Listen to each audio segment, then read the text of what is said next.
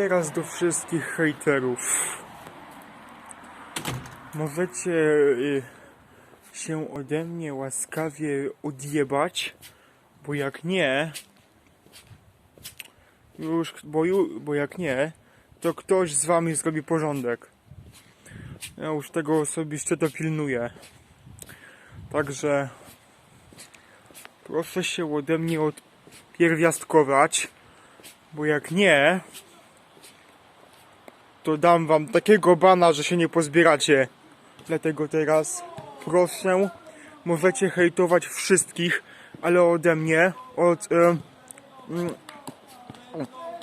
od Akko,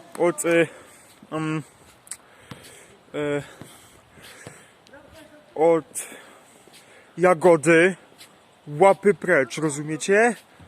I wypadać z kanału mojego, gnoje zasrane. Nara.